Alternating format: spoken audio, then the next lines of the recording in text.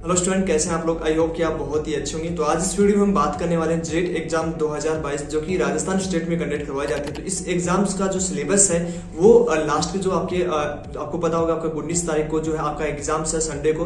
तो इन जो बचे हुए डेज हैं आपके पास, ठीक है, 14 या 15 डेज जो आपके पास बचे, तो इस बचे हुए डेज में जो है आप कैसे रिवाइज करें, कौन कौन सा टॉपिक है वो आपको इंपॉर्टेंट है, जहां से आपका मैक्सिमम क्वेश्चन है वो पूछे जाते हैं। तो आज इस वीडियो में पूरा इन्फॉर्मेशन है, स्टेप बाय स्टेप हम बताने वाले हैं। केमिस्ट्री, फिजिक्स एंड बायोलॉजी में पूरा सिलेबस हम कवर करने वाले कि कौन कौन से सिलेबस आपको इस टाइम पे स्टडी करना चाहिए, जिससे कि मैक्सिमम क्वेश्चंस हैं वो पूछे जाते हैं। ठीक है, आपको लाइव पेपर दिखाएंगे, लास्ट ईयर के पेपर्स है वो आपको दिखाएंगे कि इस पेपर में देखिए आप यहाँ से क्वेश्चंस है, इस टॉपिक से ज्यादा क्वेश्चंस पूछे गए। ठीक है, और सबसे बड़ी बात है कि हमने एक ई बुक तैयार किया है जिसमें आपका 20 लास्ट ईयर का पेपर विद सॉल्यूशन वहां पे दिया है। तो वो बुक है आपको 99 रुपीज में मिल जाएगा। आपको स्क्रीन पे हम दिखा देते हैं कि उस बुक में कैसे आंसर दिए, क्या क्या दिए। ठीक है, तो इस तरह से आप देख सकते हो कि यहाँ पे देखो आंसर्स है, क्वेश्चंस है, वो सब दिए हुए। ठीक है, क्वेश्चन के नीचे आंसर दिया, पूरा एक्सप्लेन किया गया। ठीक है, तो ये बुक यदि आपको लेना हो तो यहाँ पे स्क्रीन पे जो नंबर चल रहे हैं यहाँ से आप और डिटेल ले सकते हो बुक की, और वहां से आप ले सकते हो। ठीक है, तो चलिए आप वीडियो को स्टार्ट करते हैं कि कौन कौन सा सिलेबस है वो आपको कवर करना है। फिजिक्स, केमिस्ट्री और बायोलॉजी में कौन कौन सा टॉपिक इंपॉर्टेंट है। ठीक है, तो चलिए हम 2018 का पेपर एक बार डिस्कस कर लेते हैं, जिसमें आपका जो है कौन से टॉपिक में ज्यादा क्वेश्चंस पूछे गए हैं वो लाइव आपको बताते हैं। ठीक है, तो चलिए वीडियो को स्टार्ट करते हैं। तो यहाँ इसमें हम पहले बात करते हैं जेट 2022 में बायोलॉजी की। तो बायोलॉजी में आपको सबसे पहले पढ़ना है बायोटेक्नोलॉजी, जो कि 12th की चैप्टर है। ठीक है, 12th आपका जो सीबीएसई का या आपका जो भी बुक है, ठीक है, एनसीईआरटी जो बुक है उसमें 12th, 11th and 10th chapter आपको स्टडी करना है। ठीक है, उसके बाद में सबसे ज्यादा क्वेश्चन पूछे जाते हैं वो सेल बायोलॉजी में पूछे जाते हैं। तो सेल बायोलॉजी में आपको 8वां, 9वां, 10वां चैप्टर है सबसे पहले क्लियर करना है। ठीक है, उसके बाद में ह्यूमन फिजियोलॉजी मतलब 16 से लेके 11th में जो है वो 16 से 22 तक आपको कवर करने हैं। उसमें से आपका 2-4 क्वेश्चंस पूछे जाते हैं। इकोलॉजी में आपका मैक्सिमम क्वेश्चन पूछे जाते हैं। तो 13 पहले 16 का, 15 का, 14 का, 13, और इसमें से जो डेट दी हुई है वो सबसे ज्यादा पढ़े। ठीक है, उसके बाद ह्यूमन रिप्रोडक्शन जो आपका जनन का चैप्टर है वो आप स्टडी कर ले। उसके बाद डाइवर्सिटी एंड प्लांट फिजियोलॉजी को एक बार देख ले। ठीक है, तो ये आपका इंपॉर्टेंट जो चैप्टर है वो बायोलॉजी में है। ठीक है, तो आपको लाइव प्रूफ हम लास्ट की वीडियो के लास्ट में दिखाएंगे, आपको पेपर दिखाएंगे, उसमें आपको पूरा सोल्यूशन दिख जाएगा। ठीक है,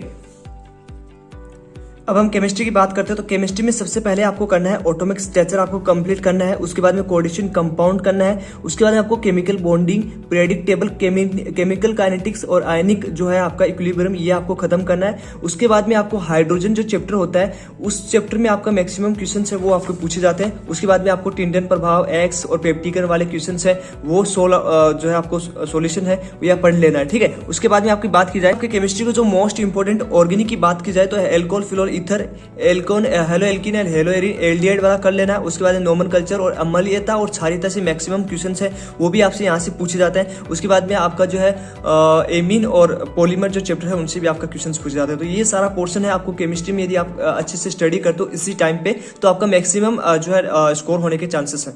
ठीक है, अब हम बात करते हैं आपका फिजिक्स के बारे में। ठीक है, फिजिक्स में कौन कौन सा टॉपिक्स है वो इंपॉर्टेंट है। उसके बाद में हम आपको एक पेपर आपको दिखा देंगे जिसमें आपको ये सारा प्रूफ है वो दिख जाएगा।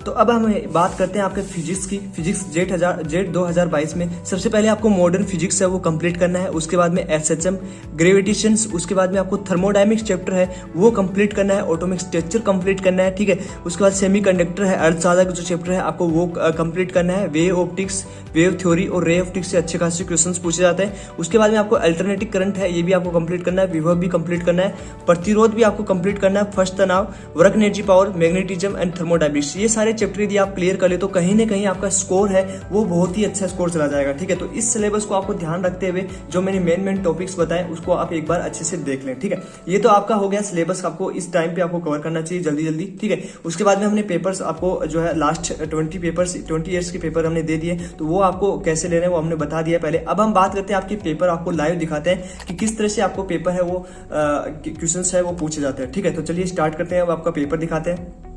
सबसे हम पहले बायोलॉजी की बात करेंगे। तो जो ये पहला क्वेश्चन पूछा गया है ये आपका सेल बायोलॉजी से पूछा गया है। उसके बाद में आपका बायोटेक्नोलॉजी से सेकंड क्वेश्चन पूछा गया है। उसके बाद में हम बात करें तो यहाँ पे थर्ड क्वेश्चन है वो भी आपका बायोटेक्नोलॉजी से पूछा गया है। ठीक है, फोर्थ क्वेश्चन की हम बात करें तो ये भी आपका बायोलॉजी से पूछा गया है। उसके बाद में 5 क्वेश्चंस की हम बात करें तो ये आपका प्लांट फिजियोलॉजी से पूछा गया है। उसके बाद में हम 6th क्वेश्चन की बात करें तो ये भी आपका जो है क्वेश्चंस है वो आपका सेल बायोलॉजी से पूछा गया है। तो ठीक है, तो यहाँ पे इसी तरह से हम 7th क्वेश्चंस की बात करें तो ये भी आपका सेल बायोलॉजी से पूछा गया है। उसके बाद में आपका इकोलॉजी का क्वेश्चंस पूछे गए हैं, उसके बाद में इकोलॉजी का क्वेश्चंस पूछे गए हैं, उसके बाद में आपका 12th के जो है 12th से ये क्वेश्चंस पूछा गया है। तो एक तरीके से हम बात करते तो मोस्ट जो है वन संरक्षण के बारे में पूछा गया है कि कौन कौन सा इंटरनल एंड बाह्य है, उसमें से आपका क्वेश्चन किया गया है। उसके बाद में अफीम का आपका जो है हेल्थ से आपका क्वेश्चन पूछा गया है, जो अफीम का वास्पति का नाम क्या है। तो ये इजी क्वेश्चन है जो आप सॉर्ट आउट कर सकते हो। ठीक है,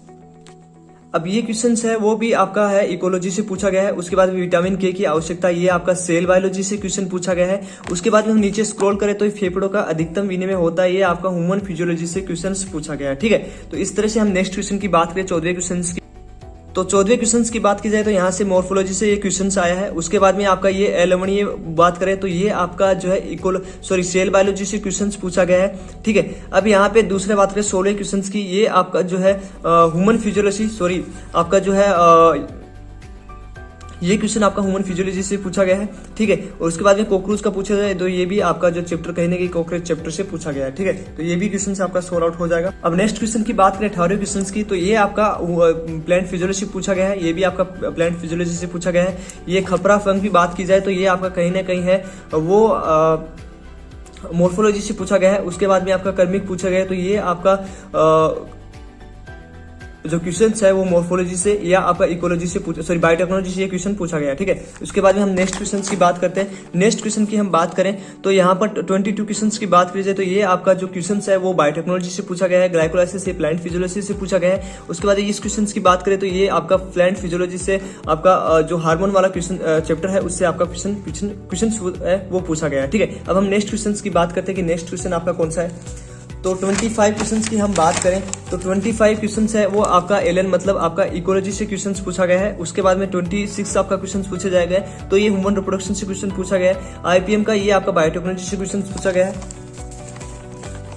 28 की हम बात करें तो ये आपका डाइवर्सिटी क्वेश्चन पूछा गया है। उसके बाद में 29 का इकोलॉजी से पूछा गया है। उसके बाद में 30 क्वेश्चन है वो आपका क्वेश्चन है वो सेल बायोलॉजी से पूछा गया है। उसके बाद में आपका 31 का क्वेश्चन है वो आपके मॉलिक्यूलर बायोलॉजी से पूछा गया है। उसके बाद में 32 क्वेश्चंस की बात की जाए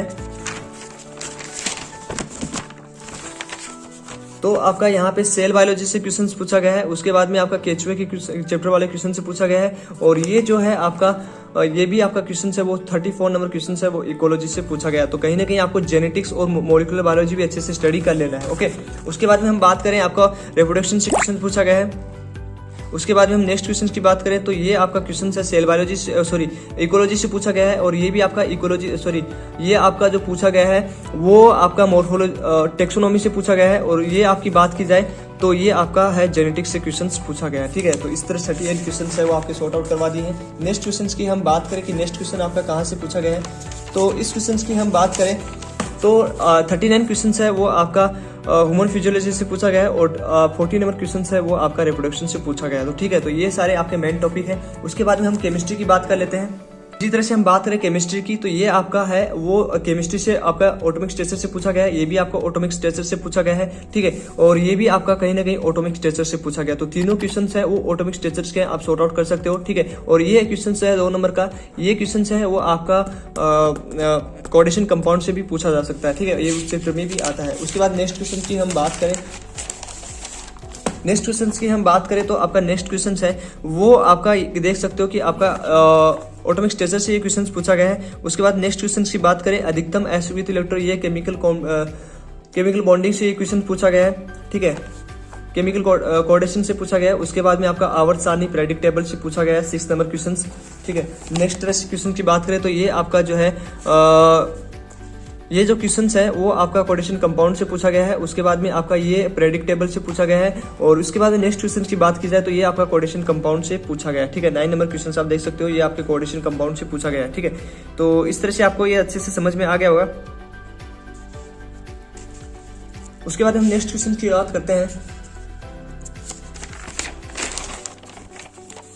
तो यहाँ पे आपका हाइड्रोजन से पूछा गया है। ठीक है, और उसके बाद नेक्स्ट क्वेश्चंस की हम बात करें तो ये आपका है केमिकल काइनेटिक्स से पूछा गया है। और नेक्स्ट क्वेश्चंस की हम बात करें तो ये आपका केमिकल काइनेटिक्स से पूछा गया है फिर से। और ये भी आपका केमिकल काइनेटिक्स से पूछा गया है। और ये आपका केमिकल काइनेटिक्स से पूछा गया है। ठीक है, तो ये सारे क्वेश्चन है वो केमिकल काइनेटिक्स से आए हैं, ठीक है। और ये आपकी बात करें तो ये आपका कहीं ना कहीं आयनिक इक्विलिब्रियम से पूछा गया है। उसके बाद में ये भी आपका आयनिक इक्विलिब्रियम से पूछा गया है। उसके बाद में ये जो क्वेश्चन है पीएच वाला, ये भी आपका आयनिक और हाइड्रोजन वाले क्वेश्चन से पूछा, चैप्टर वाले क्वेश्चन से पूछा गया है, ठीक है। तो इस तरह से आपका सारा सिलेबस है वो आप देख सकते हो, ठीक है। और यहाँ पे भी आपका पी ब्लॉक से पूछा गया है और ये सारे टिंडन प्रभाव से क्वेश्चन पूछे गए। इस तरह से आपका पूरा पेपर है दिया गया है। तो मैंने मोस्ट इंपोर्टेंट चैप्टर्स भी बता दिए हैं, ठीक है। और कैसे अभी लास्ट डेट्स में आपको कैसे प्रिपरेशन करना है ये भी आपको बता दिया गया है, ठीक है। और उसके बाद में हमने एक ई बुक आपको तैयार किया है, ठीक है, जिसमें 20 साल के आपका पेपर है वो आप 99 रुपीज में स्क्रीन में चल रहे नंबर से आप ले सकते हो वहां पे और मोर डिटेल्स के बारे में जान सकते हो।